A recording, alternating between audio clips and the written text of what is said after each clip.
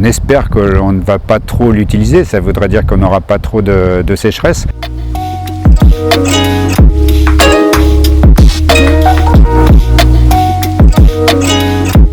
Je suis Didier Piola, je suis maire de la commune de Saint-Mélanie, un tout petit village, et comme beaucoup de petits villages ruraux de France, nous gérons le service d'adduction en eau potable. À la suite de la sécheresse en 2022, un des hameaux n'était plus alimenté en eau potable suffisamment.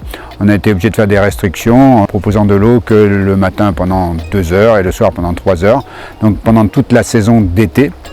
Il faut dire qu'une des caractéristiques de notre village aussi, c'est d'être un village saisonnier, c'est-à-dire que l'été où il n'y a pas beaucoup d'eau, il y a beaucoup d'habitants, et l'hiver où il y a beaucoup d'eau, on a peu d'habitants. Ces citernes ont été installées pour 2 petits hameaux qui font seulement 19 compteurs. Elles représentent 2 fois 60 mètres cubes, donc 120 mètres cubes correspondent à la consommation à peu près régulière de ces ménages pendant un mois. Le mois qui est en tension, du 14 juillet au 15 août, en gros, la saison touristique. Ces citernes, elles se situent entre la source et le réservoir de stockage et de traitement qui se situe un petit peu en aval. C'est de l'eau qui va être traitée après pour être redistribuée. Ce qui est très intéressant, c'est qu'on s'est rendu compte que l'eau qui rentrait, même pas très propre en termes biologiques, parce que je ne parle pas de l'aspect physico-chimique, mais en termes biologiques, on a de l'eau en fin de saison qui n'est plus altérée par des micro-organismes, par des bactéries, etc.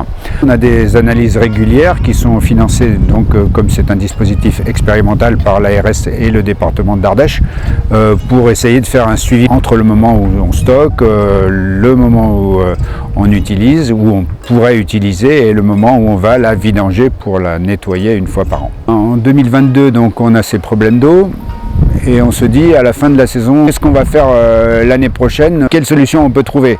La solution de la citerne souple, c'est une solution de mise en œuvre assez rapide, en fait assez simple technologiquement, puisqu'il suffit de faire un plat pour la poser et la raccorder au réseau. Les délais d'installation sont très réduits. Entre le moment où on a décidé de faire le projet et le moment où on a rempli les citernes, ça a duré 9 mois.